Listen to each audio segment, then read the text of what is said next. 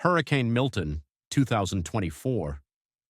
The latest entry in Florida's list of catastrophic hurricanes, Hurricane Milton made landfall on October 9, 2024, near Siesta Key as a Category 3 storm, with winds reaching 130 miles per hour. Originally a Category 5 hurricane while traversing the Gulf of Mexico, Milton prompted extensive evacuations as meteorologists warned of potential for devastating storm surge and flooding across the state. Though it weakened slightly before landfall, the storm still packed a powerful punch, impacting communities across Florida with torrential rain, severe flooding, and widespread power outages. Milton caused serious flooding in coastal and inland areas alike, submerging homes, businesses, and roads in Siesta Key, Sarasota, and even further north in Tampa. The storm surge reached an estimated 12 feet in some areas, overwhelming seawalls and flooding low-lying neighborhoods. More than 2.6 million people lost power, and at least 16 deaths were attributed to the hurricane. Emergency responders performed countless rescues as floodwaters rose, trapping residents in their homes. Infrastructure suffered significantly, with roads impassable and many buildings damaged beyond repair. Additionally, several coastal ecosystems were disrupted as the storm surge eroded beaches and caused damage to marine habitats. Agriculture, a key sector in Florida's economy, was also hard hit. Citrus groves and strawberry farms were severely affected, with millions of dollars in crop losses expected. In the aftermath, discussions on climate resilience intensified as leaders debated how best to fortify the state's agricultural and coastal areas against future storms. Governor DeSantis highlighted the importance of reinforcing critical infrastructure, including power grids and emergency response systems, to handle more intense hurricanes. The destruction caused by Milton underscored the ongoing need for improved disaster preparedness and adaptation strategies for Florida's increasingly vulnerable coastal communities. Hurricane Andrew, 1992. It's August 24, 1992. As Hurricane Andrew makes landfall in South Florida, people wake up to a scene straight out of a disaster movie. With sustained winds reaching 165 miles per hour, Andrew slams into Miami-Dade County as a Category 5 hurricane, flattening entire neighborhoods in areas like Homestead and Florida City. It's not just any hurricane. It's one of the strongest to ever hit the U.S. mainland at that time. The destruction is nearly total. Over 150,000 homes are left in ruins, and more than 250,000 people are suddenly homeless, facing the grim task of rebuilding their lives from scratch. Schools, businesses, and hospitals lie in ruins, leaving Miami-Dade County's infrastructure crippled. In a single night, 82,000 businesses are damaged or completely wiped out, costing the local economy billions. The financial toll, $25 billion in damages, making Andrew the most expensive hurricane in U.S. history up to that point. The impact on Florida's environment is significant, too.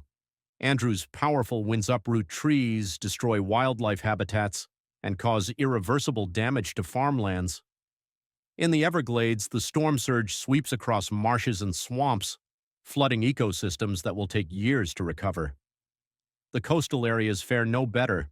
Mangroves and coral reefs sustain heavy damage, and sea turtles lose countless nesting sites to the storm's fury. What Andrew left behind wasn't just broken homes, it left an indelible mark on the state's emergency preparedness and building codes. Florida's building codes underwent a complete overhaul in response to Andrew's destruction. This wasn't just a matter of fixing homes, it was about rebuilding stronger to ensure that future hurricanes wouldn't cause such extensive damage. These code changes were essential as they required that buildings be more wind-resistant, providing a safer environment for future generations. Beyond the infrastructure, Hurricane Andrew reshaped the lives of Floridians on a personal level. Families that had lived in the same neighborhoods for generations were forced to scatter. Many ended up relocating to other parts of the state or even outside Florida, seeking stability as they rebuilt their lives. Others who stayed faced months, if not years, of hardship as they navigated insurance claims and dealt with the emotional fallout of losing everything they knew. And yet, Andrew taught valuable lessons. The storm highlighted the importance of timely evacuations and well-coordinated disaster response plans. It also underscored the need for accurate, up-to-date meteorological data. Since Andrew, advancements in storm tracking technology have significantly improved, helping to save countless lives by predicting hurricane paths with greater accuracy. In many ways, Andrew became a turning point. It wasn't just about recovering from one hurricane, but about preparing for the future. Andrew showed Florida, and the rest of the country, that hurricanes weren't something to take lightly. As a result, emergency preparedness became a core focus for the state, driving investments in disaster response, technology, and education to ensure Floridians would be ready for the next big storm. Hurricane Charley, 2004. 12 years later, Florida is once again in the path of a powerful hurricane.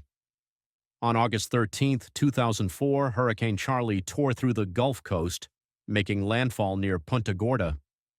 Charley is a Category 4 storm, with winds reaching 150 miles per hour, and it quickly earns a reputation for being one of the most intense storms to hit central Florida in decades.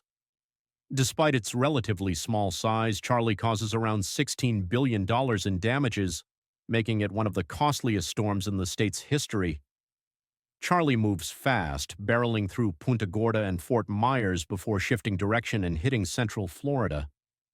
The storm's rapid path and unexpected shift to the northeast caught many by surprise. Originally forecasted to hit Tampa, Charley made an abrupt turn, proving just how unpredictable hurricanes can be. This shift highlighted the critical need for improved forecasting systems that could provide faster updates, helping people prepare and evacuate when necessary. The storm's impact is felt far beyond its initial landfall. In Orlando, hundreds of miles from the coast, Charley's powerful winds still cause major damage, toppling trees and knocking out power to hundreds of thousands. For days, people struggle with power outages and road closures, their lives upended by this compact yet devastating storm. The storm even damages tourist areas, leaving attractions and hotels struggling to recover just as the summer travel season peaks. Charley's effect on Florida's agriculture is profound. Citrus groves across the state suffer severe losses, with entire crops wiped out by wind and flooding. For many farmers, this loss is catastrophic, as the citrus industry is a cornerstone of Florida's economy. The state government quickly mobilizes resources to help the agricultural sector recover, but for many, it's a long road back to normalcy. After Charley, Florida doubled down on efforts to improve hurricane preparedness. One of the biggest changes was in evacuation protocols. Local governments worked closely with meteorologists to refine evacuation zones and routes, ensuring that future storms wouldn't catch residents off guard. Charley also sparked discussions around infrastructure resilience, particularly in terms of building materials and power grids.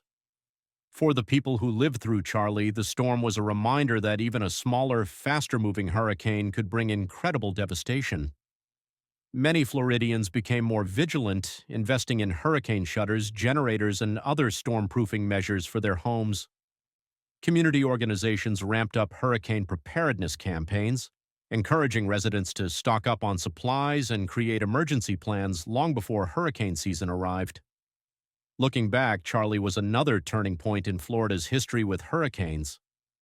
It underscored the importance of quick action and constant vigilance, as well as the need for continuous improvements in storm response and recovery efforts. And like Andrew before it, Charley left a legacy of resilience, reminding Floridians that while hurricanes may be inevitable, the impacts can be managed with the right preparations. Hurricane Irma, 2017. In early September 2017, Hurricane Irma roared across the Atlantic as one of the most powerful storms ever recorded.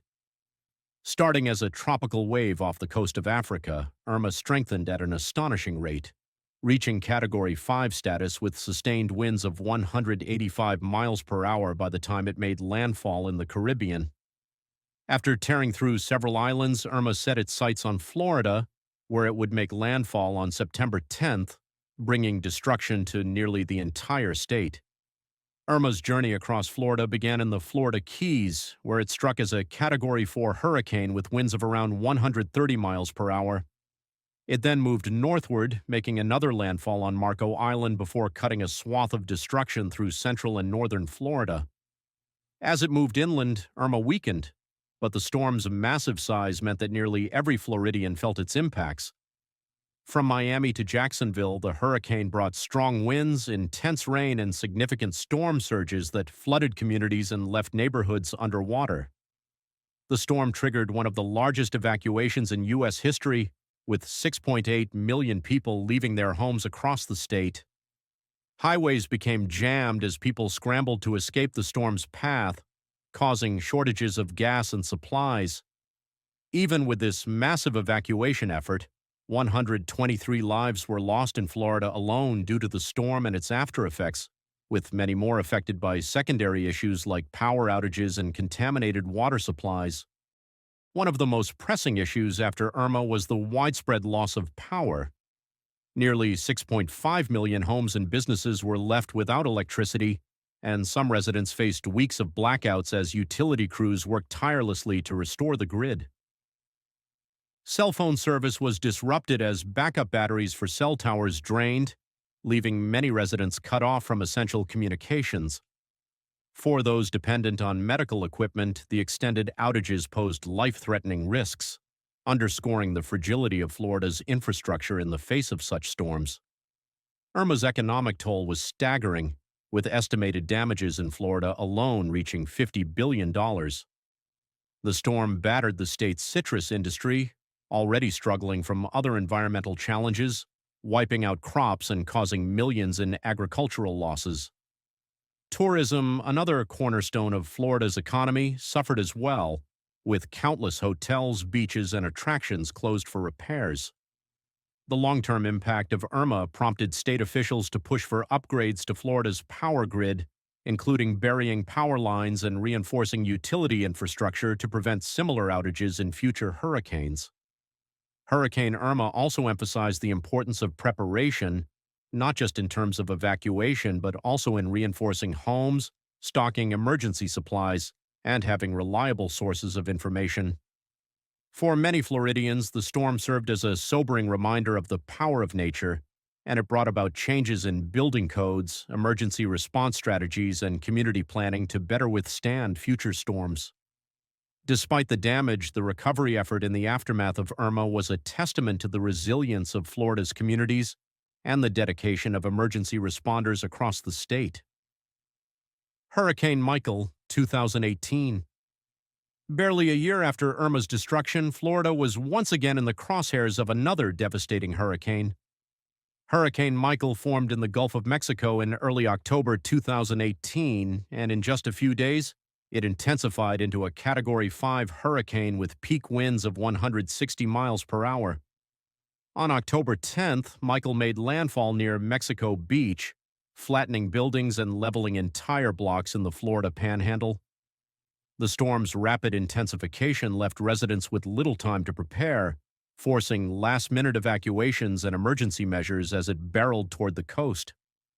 Michael's impacts were catastrophic, particularly for the small coastal towns like Mexico Beach and Panama City. The winds from the storm were powerful enough to completely destroy homes, ripping roofs off buildings and snapping trees in half. In some neighborhoods, entire rows of houses were reduced to piles of debris, and local landmarks disappeared in an instant. For many residents, the devastation was total, their homes, businesses, and belongings gone in a matter of hours. The cost of the storm was estimated at $25 billion, making Michael one of the most expensive hurricanes to hit the region. The storm surge from Michael was equally devastating. In areas near the coast, water levels rose rapidly, inundating streets and trapping people who hadn't evacuated in time.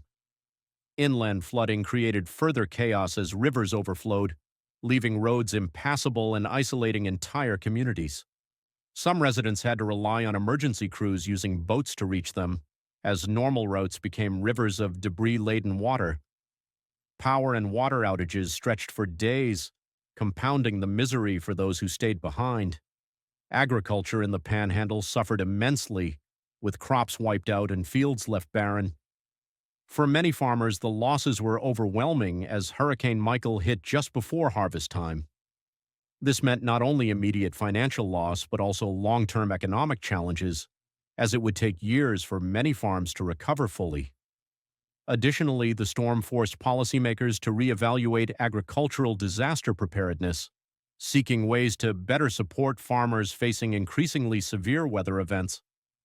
Michael's destruction also prompted a rethinking of building codes in the Panhandle. Many homes and buildings were not constructed to withstand Category 5 winds, which highlighted the need for stricter regulations in hurricane-prone areas. In the aftermath, there was a strong push to reinforce building standards, ensuring that future constructions could better withstand powerful storms.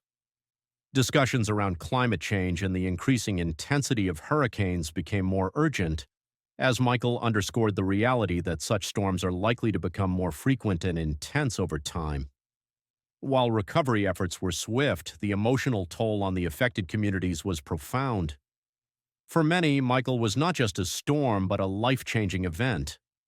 The storm left behind memories of loss, but also inspired resilience and determination as communities came together to rebuild.